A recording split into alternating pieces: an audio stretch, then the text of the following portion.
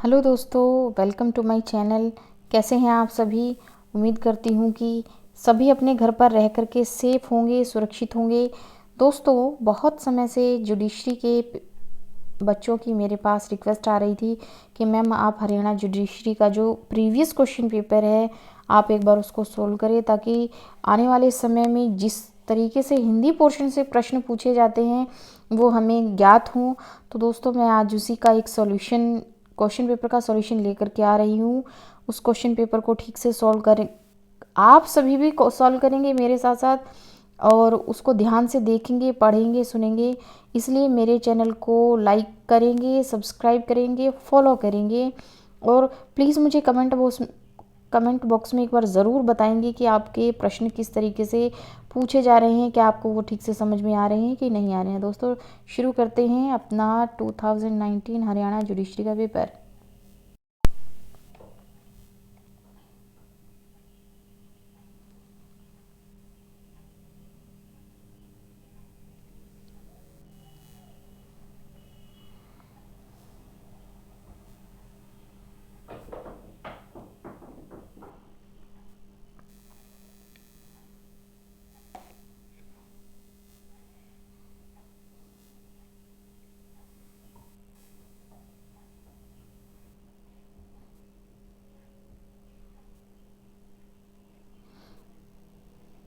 देखिए दोस्तों, आप सभी के सामने ये क्वेश्चन पेपर जो है मैं ले आई हूँ, और उम्मीद करती हूँ कि इसको हम अच्छे से क्लियर कर लेंगे।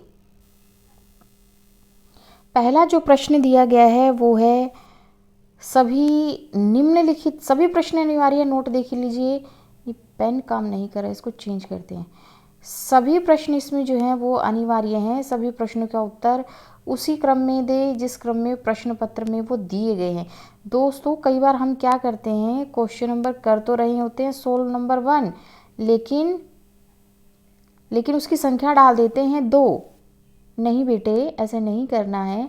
अगर आप क्वेश्चन नंबर 2 कर रहे हैं तो सबसे पहले प्रश्न नंबर 2 लिख करके, प्रश्न नंबर 2 लिख करके उसका नीचे लिखेंगे उत्तर नंबर 2। यानी कि सबसे पहले आपका जो अटेम्प्ट हुआ क्वेश्चन है वो प्रश्न नंबर 2 है, और उसके साथ साथ आप उसका क्या कर रहे हैं, उत्तर कर रहे हैं। Is it clear? देखिए, निम्नलिखित गद्यांश का हिंदी में अनुवाद कीजिए। सबसे पहला प्रश्न है, आप हिंदी में अनुवाद करना है। दोस्तों, ये पोर्शन मुझे नहीं लगता कि मुझे करवाने की आवश्यकता है, क्योंकि कोई भी जो हरियाणा जुडिशरी से रिलेटेड बच्चा है वो इसको बहुत इजीली अटेम्प्ट कर सकता है। किसी भी जुडिशरी का एग्ज़ाम दे रहे बच्चों की वोकैब इतनी अच्छी होती है कि उसको इंग्लिश से हिंदी ट्रांसलेशन में शायद ही कोई प्रॉब्लम हो। अब प्रॉब्लम कहाँ आती है, इसलिए मैं इस क्वेश्चन को छोड़ देती हूँ। दोस्तों, प्रॉब्लम कहाँ आती है, जो हरियाणा जुडिशरी के बच्चे हैं या जिनका हिंदी में लेवल छोटा है, कम है, उन बच्चों को यहाँ से प्रॉब्लम शुरू हो जाती है। तो दोस्तों, इस प्रॉब्लम का सॉल्यूशन भी हम लोग कर लेते हैं। निम्नलिखित गद्यांश की व्याख्या सरल हिंदी भाषा में कीजिए। इसमें ये पूछ रहा है कि ये जो गद्यांश दिया गया है इसको आपने सरल भाषा में इसको लिखना है, इसको व्याख्यित कर, इसकी व्याख्या करनी है। अब ये गद्यांश है दोस्तों, ये गद्यांश यहाँ पर गलत लिखा गया है। इसको गद्यांश नहीं कहा जाएगा, इसको पद्यांश कहा जाएगा। यानी कि जो कविता वाला पोर्शन होता है उसको कहते हैं पद्यांश, और जो इस तरीके से कहानी स्वरूप में होता है, कथा स्वरूप में होता है, उसको कहा जाता है गद्यांश। तो देखिए क्या कहता है ये, राजनीतिक पराधीनता बड़ी, बड़ी की बजाय बड़ी आना चाहिए। दोस्तों, ये गलत है, बड़ी बुरी वस्तु है। यानी कि राजनीतिक पराधीनता, पराधीनता होती है गुलामी। राजनीति में किसी की भी गुलामी करना वो बहुत बुरी वस्तु है।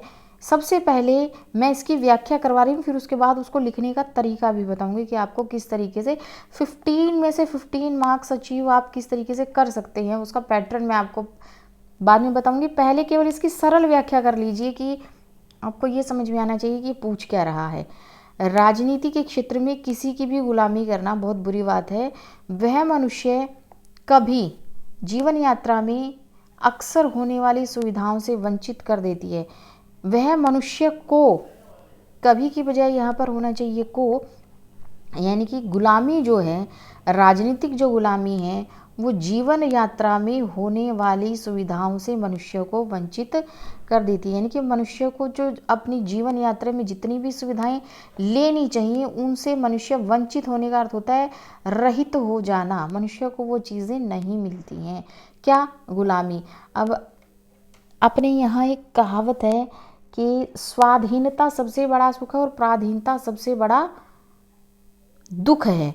इसलिए हमें किसी के गुलाम होने की आवश्यकता नहीं होती, फिर वो चाहे अंग्रेज़ों का गुलाम हो या किसी राजनीति का गुलाम हो या किसी का भी गुलाम हो। मनुष्य को गुलाम रहने की आवश्यकता नहीं होनी चाहिए। मनुष्य का सरल स्वभाव होना चाहिए कि वो किसी की गुलामी ना करें। ठीक है दोस्तों, देखिए क्या कहता है कि हमने उस पराधीनता की जंजीरें तोड़ दी हैं। हमने उस पराधीनता की जंजीरें, पराधीनता क्या होता है? दूसरों के अधीन हो जाना। यानी कि जब आप किसी की गुलामी करते हो, किसी के अंडर काम करते हो, ज़बरदस्ती, अपनी इच्छा से नहीं बल्कि किसी और की इच्छा से जब आप किसी के अंडर होकर के काम करते हो, तब उसको कहा जाता है पराधीनता। ठीक है ना? हमने उस पराधीनता की जंजीरें तोड़ दी हैं, यानी कि वो कड़ियाँ हमने तोड़ दी है। कहने का मतलब ये कि पराधीनता हमने स्वीकार नहीं की, लेकिन सुविधा को पा लेना उतनी बड़ी बात नहीं है। प्राप्त सुविधाओं को मनुष्य यात्रा के मंगल के लिए नियोजित कर सकना बड़ी बात है। किसी भी इंसान के लिए सुविधाओं को पा लेना बहुत बड़ी बात नहीं होती। मनुष्य किसी भी साम दाम दंड भेद किसी भी परिस्थिति में उन चीज़ों को पा लेता है जब जब मनुष्य पराधीन नहीं होता। यानी कि जब मनुष्य क्या होता है बेटा? स्वाधीन। ये यहाँ पर ये कहना चाहता है कि जब मनुष्य स्वाधीन हो जाता है, जब मनुष्य पराधीनता की जंजीरें तोड़ देता है, तब किसी भी सुविधा को वो आसानी से पा लेता है। लेकिन आवश्यकता किस बात की है? जो प्राप्त सुविधाएं हमें हुई हैं, जिन सुविधाओं को हमने प्राप्त किया है, वो मनुष्य यात्रा के मंगल के लिए नियोजित होनी चाहिए। यानी कि उनका उपयोग जो है मनुष्य की जो जीवन यात्रा है उसके मंगल में, शुभ के लिए होना चाहिए। ऐसा नहीं कि हमने सुविधाएं तो पा ली है लेकिन वो हमारे लिए बेनिफिशियल ना हो, ऐसा नहीं होना चाहिए। हमारी राजनीति, हमारी अर्थनीति, जो राजनीति होता है, पॉलिटिक्स जो है, अर्थनीति यानी कि इकोनॉमिक्स से संबंधित जो बातें हैं, और हमारी नई नई निर्माण की जो योजनाएं होती हैं, सभी कैसी होनी चाहिए? सर्व मंगलमयी। गई की बजाय मई होना चाहिए यहाँ। वो सर्व मंगलमयी यानी कि सभी का मंगल करने वाली होनी चाहिए। विधायिनी, विधान करने वाली, बनाने वाली। हमारी जितनी भी योजनाएं, हमारी जितनी भी प्लानिंग होनी चाहिए नव निर्माण की, वो कैसी होनी चाहिए? या तो वो अर्थनीति से संबंधित हो, चाहे राजनीति से संबंधित हो, वो ऐसी होनी चाहिए कि वो सबका मंगल करे। केवल मेरा मंगल नहीं, आपका मंगल नहीं, बल्कि सभी का मंगल होना चाहिए। जब हमारा लक्ष्य, तक्ष्य की बजाय यहाँ पर लक्ष्य होगा, जब हमारा लक्ष्य उदार होगा, जब हमारा लक्ष्य ये होगा कि हमें केवल अपना नहीं बल्कि सभी के हित में काम करना है, और संवेदनशील, संवेदन की बजाय होगा संवेदनशील, इमोशनल जिसको कह सकते हैं, होगा। यानी कि जब हम दूसरों के दुख को अपना दुख समझ करके, दूसरों की भावनाओं को स्वयं महसूस करके कोई काम करेंगे, तब यहाँ पर युद्धि की बजाय या तो बुद्धि होना चाहिए या यदि होना चाहिए मेरे हिसाब से। तब सूचना और संरक्षणी होगी, तब सूचनाएं संरक्षणी होगी और संकल्प महान और शुभ होगा। कहने का मतलब ये है कि जब आप स्वयं का मंगल ना करके दूसरों का मंगल अपने हित के साथ साथ करते हैं, अपने भले के साथ साथ जब आप दूसरों का भला करते हैं, जब आप दूसरे के इमोशंस को स्वयं फील करते हैं, तो दुनिया में इससे बड़ा संकल्प और कोई हो ही नहीं सकता। इसमें ना केवल आपका शुभ होगा बल्कि दूसरों का भी शुभ होगा। ये शाम केवल उपयोगी और व्यवहारिक साहित्य के निर्माण से ही नहीं अपितु ऐसे साहित्य से होगा। साम नहीं होना चाहिए, ये काम होना चाहिए बेटा। यहाँ पर काम होगा जो मनुष्य को मनुष्य के सुख दुख के प्रति संवेदनशील बनाता है। ये यहाँ पर ये कहना चाहता है, जब हम दूसरों के दुख में दुखी, दूसरों के सुख में सुखी होकर के कोई भी कार्य करते हैं तब वो हमारे लिए उपयोगी भी होता है और व्यवहारिक भी होता है। और इसी से साहित्य का निर्माण होता है। और ना केवल साहित्य का निर्माण होता है बल्कि मनुष्य को मनुष्य के सुख दुख के प्रति संवेदनशील भी बनाता है। कहने का मतलब ये, मनुष्य को इस तरीके से काम करना चाहिए। सबसे पहले तो किसी की गुलामी नहीं करनी चाहिए। दूसरा, स्वाधीन होकर के अपनी स्वतंत्र बुद्धि से काम करना चाहिए, दूसरों का गुलाम नहीं होना चाहिए। तीसरा, दूसरों के दुख में दुखी होना और दूसरों के सुख में सुखी होने की कामना जब आप मन में करते हो तभी आपके अंदर अच्छी और शुभ मंगल भावनाएं आती हैं और उन्हीं शुभ मंगल भावनाओं के साथ आप दूसरों का अच्छा करते हैं, भला करते हैं और तभी आप मनुष्यता को प्राप्त होते हैं। साहित्य की रचना भी तभी होती है। साहित्य केवल कालिदास का साधन नहीं होना चाहिए, यानी कि केवल साहित्य लिखना, कलम तोड़ना केवल हमारा साधन नहीं होना चाहिए बल्कि हमारा साध्य होना चाहिए। साधन होता है सहारा दोस्तों, साधन का अर्थ होता है सहारा और साध्य का अर्थ होता है लक्ष्य। साध्य का अर्थ होता है लक्ष्य। उसे मनुष्यता का उन्नायक होना चाहिए। किसको? साहित्य को, यानी कि मनुष्य को ऐसे साहित्य की रचना करनी चाहिए जिससे मनुष्यता का विकास हो, जिससे सर्व मंगलमयी की भावना हमारे अंदर पैदा हो, जिससे हम दूसरों के दुख को अपना दुख समझ करके दूर करने का प्रयास करें। मनुष्यों को ऐसा ही कर्म करना चाहिए। मनुष्यों को ऐसा नहीं करना चाहिए कि बस मेरा भला हो और दूसरे जाए भाड़ में, ऐसा कदापि नहीं होना चाहिए। जब तक साहित्य में बहुजन हिताब की बजाय बेटा यहाँ होना चाहिए हिताय और मानव कल्याण की भावना नहीं होती है तब तक उसकी सार्थकता और उपयोगिता की आवश्यकता नहीं होती है। कहने का मतलब ये है कि हमें ऐसे साहित्य की रचना करनी चाहिए जिसमें बहुजन हिताय हो, बहुत सारे जनों का हित हो और मानव के कल्याण की भावना हो। जब तक ऐसा साहित्य हम नहीं रचेंगे तब तक ना तो उसकी कोई सार्थकता होगी, तब तक ना तो कोई उसकी सार्थकता होगी और ना ही उसकी कोई उपयोगिता होगी। अब मैंने आपको बताया था कि मैं इसको लिखने का एक पैटर्न आप लोगों को बताऊंगी। तो दोस्तों, इसको लिखने का एक पैटर्न है, आप वो पैटर्न कैसे फॉलो करेंगे, एग्जामिनर आपसे कैसे पूछेगा और आपको किस तरीके से इसको सॉल्व करना है वो देखिए मैं बताती हूँ आपको। जैसे ही आप इस प्रश्न को हल करेंगे, सबसे पहला प्रश्न पत्र हल करने का नियम ये होता है कि यदि आप क्वेश्चन नंबर 2 अटेम्प्ट कर रहे हैं तो आपको उसमें क्वेश्चन नंबर 2 ही लिखना है, 1 नहीं लिखना है। यानी कि आप पहले सोल्व तो सेकंड क्वेश्चन कर रहे हो लेकिन नंबर डाल रहे हो 1।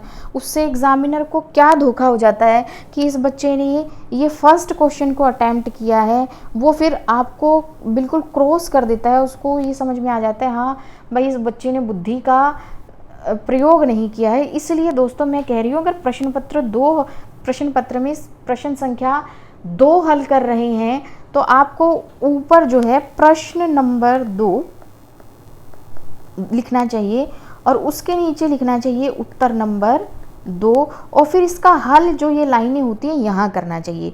दोस्तों मैं कहूँगी कि ये जो पैटर्न है इसको हर बच्चे को फॉलो करना चाहिए। ज़रूरी नहीं है कि ये केवल जुडिशरी के बच्चों के लिए, नहीं, इसको हर बच्चे को इसी तरीके से फॉलो करना चाहिए और ध्यान रखना चाहिए कि इसको सेंटर में लिखें। फॉर एग्ज़ाम्पल आपके पेपर का ये सेंटर है, ये पेपर है, पेज है, ठीक है, आपको यहाँ लिखना चाहिए सेंटर में, यहाँ नहीं लिखना चाहिए क्योंकि कई बार क्या होता है पेज फट जाता है या मोड़ने तोड़ने में वो कई बार नहीं दिखाई देता है। तो मेरा ये मानना है कि अट्रैक्टिव बनाने के लिए अपने एग्ज़ाम को, अपनी आंसर शीट को अट्रैक्टिव बनाने के लिए आपको सेंटर में लिखना चाहिए, जैसे प्रश्न नंबर 2 और उत्तर नंबर 2। फिर उसके बाद मान लीजिए अब ये सॉल्व कर रहे हैं तो कैसे सॉल्व करेंगे इसको। सबसे पहले आपको देना चाहिए संकेत, ठीक है, और संकेत में लिखना चाहिए पहले की 2 शब्द और अंत के 2 शब्द। ऐसा कर सकते हो जैसे मैं इन शॉर्ट में लिख रही हूँ, आप पूरा लिखेंगे, आप मेरी तरह नहीं लिखेंगे। आपको जैसे बताया जा रहा है वैसा करना है। इन शॉर्ट में मैं लिख सकती हूँ लेकिन आप नहीं, क्योंकि मैं आपको समझा रही हूँ। एग्जामिनर इस तरीके से नहीं समझेगा, एग्जामिनर को तो पूरा ही लिख के बताना पड़ेगा। राजनीतिक पराधीनता ऐसा कर सकते हो, dot dot dot dot dot करके उपयोगिता व्यर्थ है। यानी कि आप एग्जामिनर को ये बता रहे हो, ये पूरा लिखना है बेटा, मैंने आगे भी वैसे इन शॉर्ट में लिख दिया है लेकिन आपको पूरा लिखना है। और ध्यान रखना कि हिंदी में मैंने देखा बहुत सारे बच्चे इस पूर्ण विराम का ये सिंबल जो है ये है पूर्ण विराम। बहुत सारे बच्चे इंग्लिश में देखो जैसे अब ये है डॉट, इसका प्रयोग करते हैं हिंदी में। ये बिल्कुल गलत है बच्चों, हमें इसका प्रयोग बिल्कुल भी नहीं करना है। हिंदी में कारक चिन्हों का, विराम चिन्हों का प्रयोग सोच समझकर करना चाहिए, जैसा किया गया है वैसे ही करना चाहिए। ये तो बिल्कुल गलत है। बहुत सारे बच्चे ध्यान नहीं रखते हैं, हिंदी लिखते समय भी फुल स्टॉप, जिसको इंग्लिश में फुल स्टॉप कहा जाता है, उसका यूज़ करते हैं। तो ये बिल्कुल बिल्कुल गलत है। आप सभी को ध्यान रखना है कि आप इस तरह की चीज़ें ना करें, अन्यथा आपका सारा क्वेश्चन पेपर क्या हो जाएगा, खराब हो जाएगा। यानी कि आपको आता होगा लेकिन फिर भी मार्क्स नहीं आएंगे, एग्जामिनर नहीं देगा। उसके बाद है, ये मान लीजिए प्रथम पंक्ति थी, उसके बाद आप लिखेंगे प्रसंग। प्रसंग में आप ये बताएंगे कि ये प्रस्तुत गद्यांश हिंदी भाषा में संकलित, ठीक है, हिंदी भाषा से संकलित है, में नहीं, हिंदी भाषा में संकलित है, भाषा से संकलित है। और इसमें पराधीनता, आपने देखा होगा कि सारे के सारे इस पैराग्राफ में पराधीनता और स्वाधीनता की बात की गई है दोस्तों। पराधीनता और स्वाधीनता की मेन जो है बात की गई है। तो आप बताएंगे कि प्रस्तुत गद्यांश में स्वाधीनता के महत्व को बताते हुए, प्रस्तुत गद्यांश में स्वाधीनता के महत्व को बताते हुए लेखक, यहाँ पर कवि नहीं है, ध्यान रखेंगे कि यहाँ पर लेखक बोल रहा है, कवि नहीं बोल रहा है।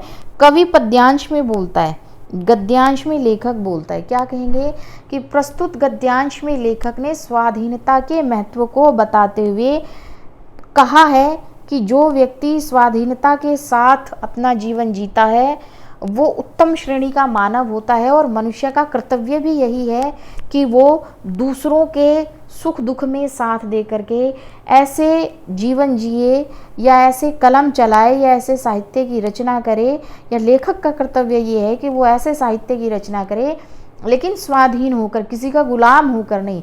गुलामी ना तो राजनीतिक तौर पर होनी चाहिए, ना ही आर्थिक तौर पर होनी चाहिए। कहने का मतलब ये है कि गुलामी सबसे बुरी वस्तु है। आज के समय में गुलामी इस संसार की सबसे बुरी वस्तु है। तो मनुष्य को कभी भी किसी की भी गुलामी नहीं करनी चाहिए। अपने अंदर इतने गट्स पैदा करने चाहिए, अपने अंदर इतना विश्वास, अपने अंदर इतने गुण पैदा करने चाहिए कि लोग हमारी बात को सुने, हम लोगों की बात को नहीं सुने बल्कि लोग हमारी बात को सुने। तो देखिए मैंने इसकी व्याख्या करवा दी है। इन पंक्तियों में लेखक ने ये बात कहने की चेष्टा की है। तो सबसे पहले हमने किया संकेत को, उसके बाद दूसरे नंबर पर आता है प्रसंग, तीसरे नंबर पर आती है व्याख्या, ठीक है, या इस व्याख्या को मैं कह सकती हूँ प्रसंग व्याख्या। प्रसंग में ना तो देखो आपको किसी पुस्तक का रेफरेंस देना है, क्योंकि पुस्तक आपकी कोई है ही नहीं, आपके सिलेबस में कोई एक पर्टिकुलर कोई पुस्तक तो है नहीं कि आप उसका रेफरेंस देंगे। तो आपको इसमें कहना है कि हिंदी भाषा, हिंदी साहित्य कह सकते हो, हिंदी भाषा कह सकते हो, कुछ भी कह सकते हो, ठीक है ना। हिंदी भाषा में यहाँ से हमने, लेखक ने ये बात कहनी चाहिए। और हमेशा ध्यान रखना कि गद्यांश में जो है वो कवि नहीं बोलता है बल्कि कौन बोलता है, लेखक बोलता है, ठीक है। उसके बाद सप्रसंग व्याख्या जैसे मैंने आप सभी को कराई है कर देंगे। और उसके बाद चौथे नंबर पर ज़रूर होना चाहिए भावार्थ। भावार्थ का अर्थ होता है यानी कि इन पंक्तियों से आपने क्या मीनिंग निकाला, इन पंक्तियों से।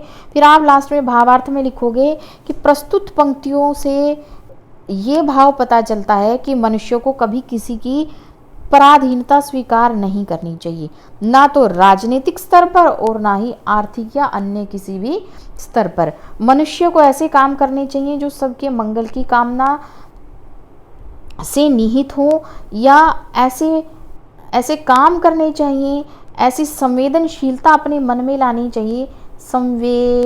संवेदनशीलता हमारे अंदर होनी चाहिए। हमें ऐसा व्यवहार करना चाहिए एक दूसरे के प्रति कि हम केवल अपने लिए नहीं बल्कि क्या करें, बहुजन हिताय, दूसरों के हित के लिए भी सोचें। क्लियर है? मुझे लगता है कि 15 में से फिर वो 15 मार्क्स, ज़्यादा नहीं तो ज़्यादा नहीं कहूँगी लेकिन 13-14 मार्क्स तो वो आराम से दे देगा आपको। इसके अलावा अगर आप इसमें और ऐड करना चाहते हैं, अगर आपका और मन है तो आप इसमें शब्दार्थ यूज़ कर सकते हो। यानी कि आपको अगर शब्दार्थ आते हैं, जैसे पराधीनता का अर्थ क्या है, या सर्वमंगलमयी विधायिनी का अर्थ क्या होता है, या संवेदनशील का अर्थ क्या है, या फिर इधर कहेंगे बहुजन हिताय का अर्थ क्या है, या मानव कल्याण से आप क्या समझते हैं। तो जो कुछ कठिन शब्द हैं आप उनका प्रयोग कर सकते हैं। यहाँ पर ऐसे बना सकते हैं कि यहाँ पर शब्द लिख लें और यहाँ पर लिख लें अर्थ, और यहाँ लिख दें कठिन शब्द, यानी कि जो डिफ़िकल्ट वर्ड्स हैं उनके मीन्स, कठिन शब्दार्थ लिख सकते हैं इसको, कठिन शब्दार्थ। क्लियर है? नेक्स्ट क्वेश्चन पर आते हैं दोस्तों।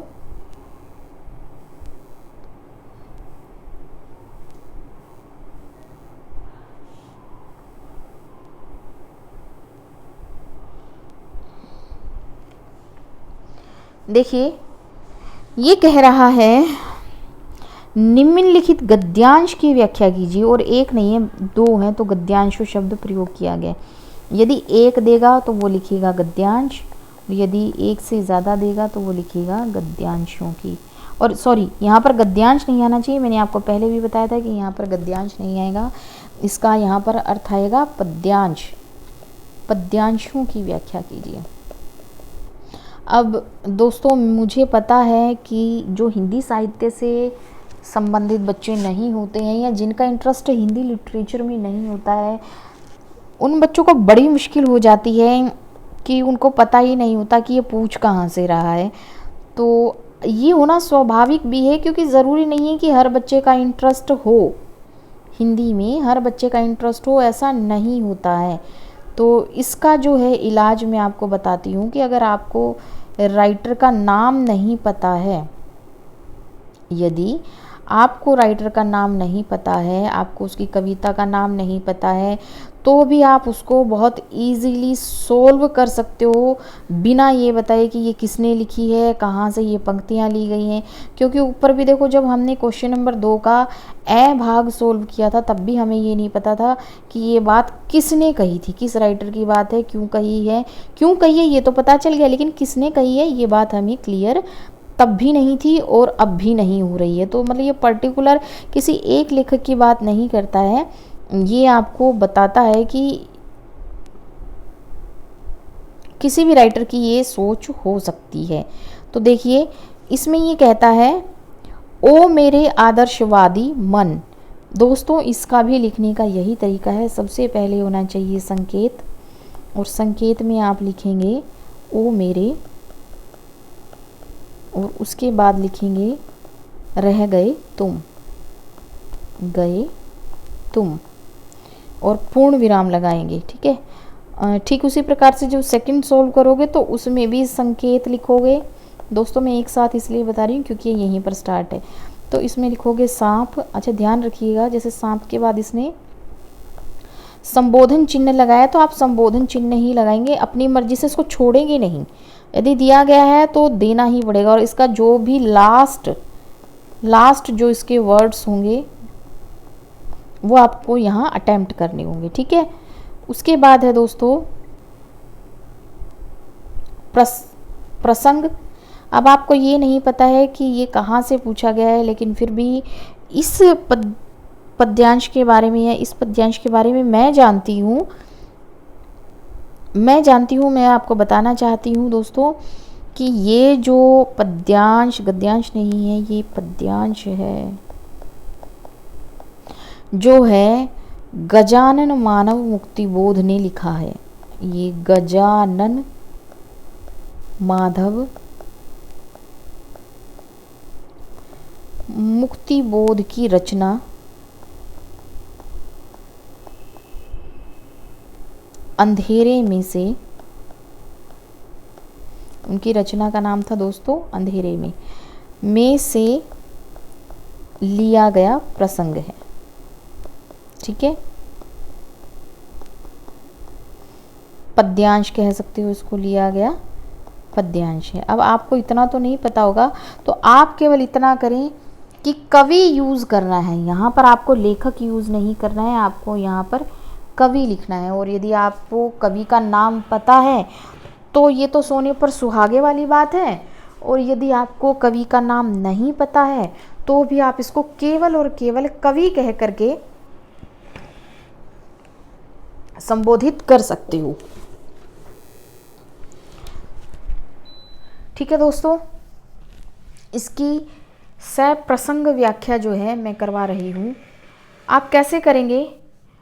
प्रस्तुत पद्यांश हिंदी साहित्य से संबंधित है। इसमें कवि ने आदर्शवादी मन और मनुष्य के कर्तव्य के बारे में बताते हुए कहा है कि मनुष्य का वास्तव में क्या कर्तव्य होना चाहिए, उसके क्या कार्य होने चाहिए, देश और समाज के प्रति उसका क्या विचार होना चाहिए। तो देखिए मैं बताती हूँ। उसके बाद पद्यांश लिखेंगे सेकंड नंबर पर, ठीक सेम इसमें भी ऐसे ही लिखेंगे। और जो ये सेकंड जो रचना है दोस्तों, ये है सच्चिदानंद हीरानंद वात्स्यायन अज्ञेय जी की रचना। अब मैं जानती हूँ कि आप सब इस चीज़ में इंटरेस्टेड नहीं है, लेकिन फिर भी मैं बता रही हूँ। अगर बाय चांस यही आ जाता है तो कम से कम आप इस चीज़ को गलत नहीं करोगे। ठीक है दोस्तों, पद्यांश के बाद थर्ड नंबर मैंने आपको बताया था कि व्याख्या का होता है, और व्याख्या करते समय हमें ध्यान रखना है कैसे, इसको कैसे करना है। देखिए, गजानन माधव मुक्तिबोध की रचना अंधेरे में से ये लिया गया है। ये जो पैराग्राफ है, इसमें कवि कहता है कि ओ मेरे आदर्शवादी मन, यानी कि मेरे मन जो तूने हमेशा आदर्शों पर सवार होकर के जो तूने काम किया है, मेरे आदर्शवादी मन, तूने जो आदर्शवादी सिद्धांतों के अनुसार अपने आप को ढाला है, अपने अनुसार, अपने आदर्श मन के अनुसार जो तूने कार्य किया है, क्या वो सही है? क्या कहना चाहता है कि मेरे आदर्शवादी मन, क्या तूने जीवन में जो आदर्श अपनाए थे क्या वो सही थे? क्या तूने उसके अनुसार जो काम किया क्या वो सही था क्या? क्योंकि केवल और केवल आदर्शवादी होकर के काम करना मनुष्य के लिए सफलता की सीढ़ी नहीं कह सकते हैं।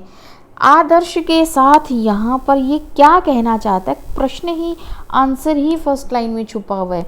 ये यहाँ पर कहना चाहता है कि मनुष्य को आदर्श के साथ साथ यथार्थ का भी ज्ञान होना चाहिए। क्या कहना चाहता है? आदर्श के साथ साथ यथार्थ का भी ज्ञान होना।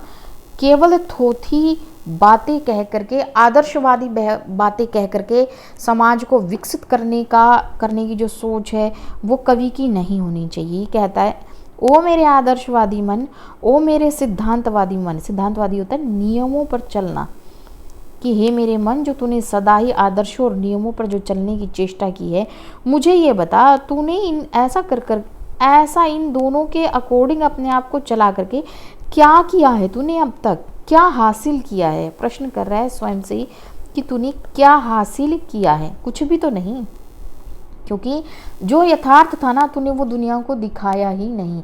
कवि का जो प्रथम कर्तव्य होता है वो होता है आदर्श के साथ साथ यथार्थ दिखाना लोगों को। यानी कि अब मान लीजिए देश पराधीन है, ऊपर वाले ही इस पैराग्राफ को लेकर के यदि मैं बात करूं तो इसमें ये यहाँ ये दिखा रहा है कि हम पराधीन हैं, हम दूसरों के गुलाम हैं। तूने आदर्श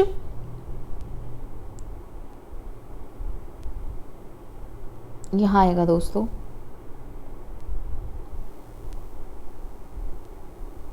यहाँ आएगा, कहता है कि तूने आदर्श के साथ साथ काम कर लिया, तूने नियमों के साथ साथ काम कर लिया, लेकिन यथार्थ का ज्ञान तो नहीं कराया दुनिया को।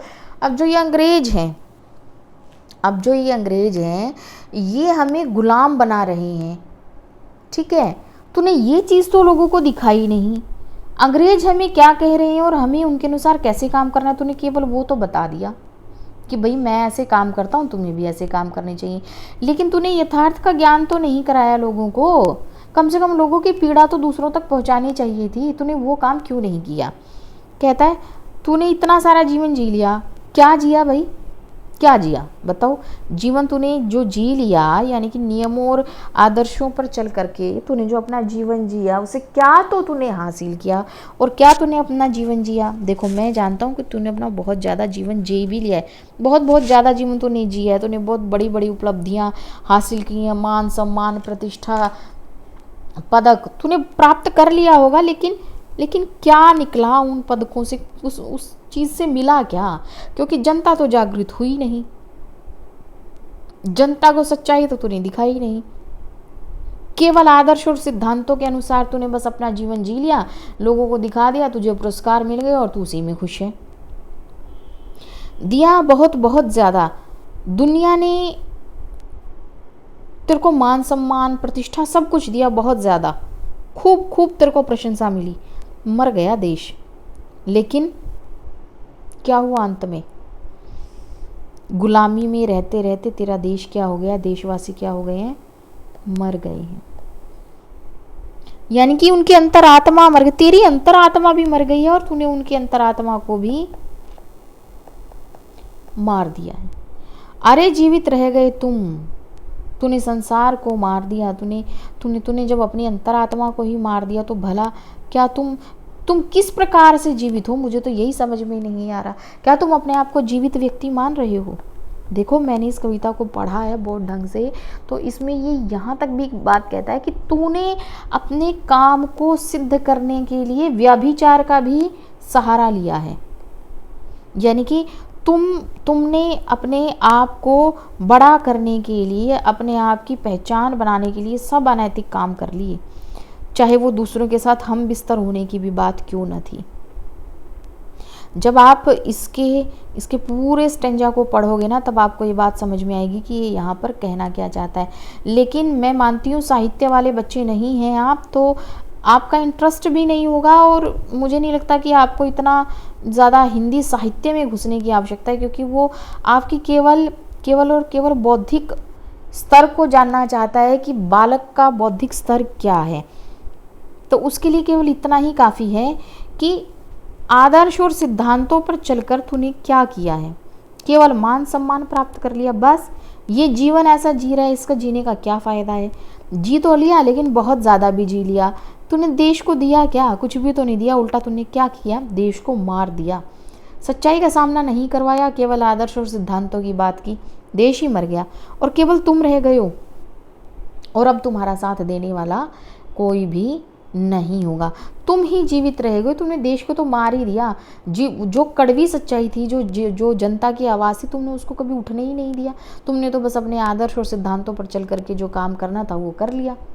इसीलिए मेरे आदर्शवादी मन, मेरे सिद्धांतवादी मन, मुझे बता तूने आज तक किया है तो क्या किया है।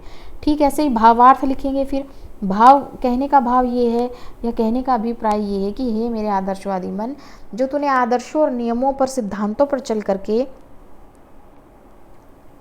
जो तूने रचनाएं की हैं, जो तूने आवाज़ उठाई, क्या उसका कोई महत्व है? नहीं है। तूने देश को तो मार दिया और केवल तू जीवित है, यानी कि केवल तुमने अपने आप को ही बनाया है, तूने देश को नहीं बनाया। और मनुष्य का ये कर्तव्य नहीं बनता कि वो केवल स्वयं को बनाए और देश को छोड़ दे।